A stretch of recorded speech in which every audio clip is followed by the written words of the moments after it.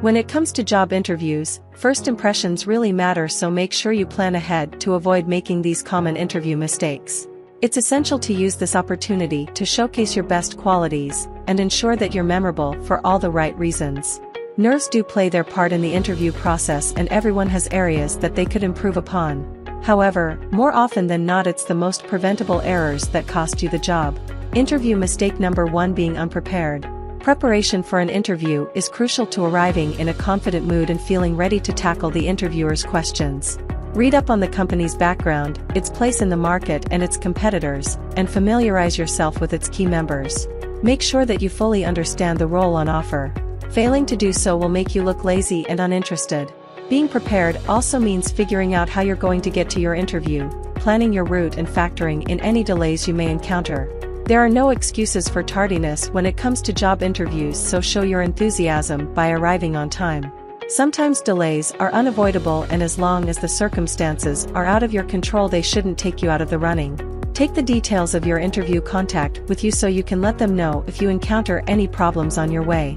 For virtual interviews, make sure all your technology works and is set up properly, have any logins to hand, and make sure all distractions are removed. Interview mistake number 2: dressing inappropriately. Being well presented is a must, so choose your outfit carefully. Clothes should be clean and freshly ironed. Turning up in ripped jeans and a pair of trainers hardly gives a professional impression. Knowing the type of company you have applied to should give you a clue as to the dress code. For example, in legal or business firms, dress is usually more formal, while in creative companies or IT the dress code is more relaxed. However, if in doubt, always err on the side of caution. It's better to go too formal than not formal enough. If you'd wear the same or a similar outfit on a night out or on the weekend, you may want to rethink your choice. You need to make sure that you look the part and still feel confident. Interview mistake number 3: talking too much or not enough. Learning to strike a balance between talking too much and talking too little can be a challenge. Taking part in practice interviews with your university careers service can really help to ensure that you give the right amount of information. Waffling is a common interview mistake and tends to be the result of nerves, but avoid talking about everything all at once. It's important to sell your skills and experience without rambling.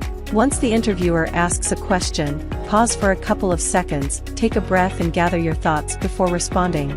If you're talking too much or too fast, you also run the risk of talking over or interrupting the interviewer. Not giving enough information and forgetting to mention important points can be just as detrimental as waffling.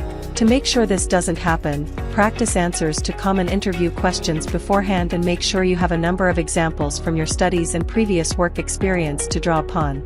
Employers understand that nerves play a part in the process, so, if your mind goes completely blank, politely ask for a couple of seconds to gather your thoughts, or ask if it's okay to come back to the question at the end, once you've had some time to think.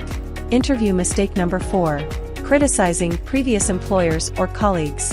Complaining about colleagues, drawing attention to the negative aspects of your previous or current job, or moaning about your superiors are all likely to blow your chances of success.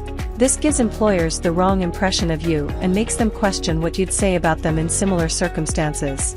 No matter the reason for you leaving your previous or current employment, always be diplomatic. You don't want potential employers to think of you as disloyal or complaining. Instead of highlighting the mistakes of others, emphasize the positive steps you took in order to overcome them. This shows how proactive you can be. Interview mistake number 5: failing to ask questions. As the interview draws to a close, the recruiter will ask if you have any questions you'd like to ask them. It's never a good idea to say no. This is your opportunity to get answers to your queries about the role and the company, so don't waste it. Asking a couple of relevant questions shows your interest in the role. You could ask about any current projects your potential team is working on, progression opportunities, or where the company sees itself in 5 years' time. Avoid asking what the company does. You should have done your research, how much paid leave you're entitled to, or whether you've got the job. Also avoid asking a question if the answer has already been covered during the interview. Try where possible to prepare 2 or 3 questions, that way you've always got a backup.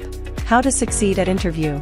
It's all well and good knowing what not to do at an interview, but not much use if you don't know what you should be doing to win the job.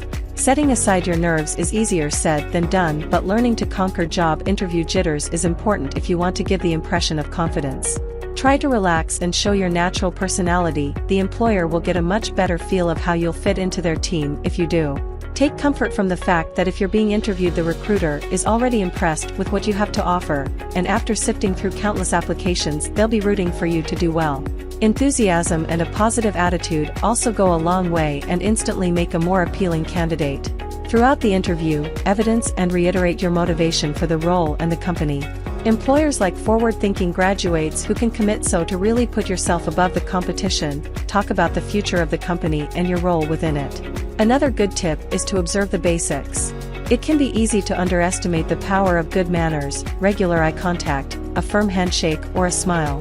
Be polite to everyone you come into contact with, as you never know who might be on the selection panel.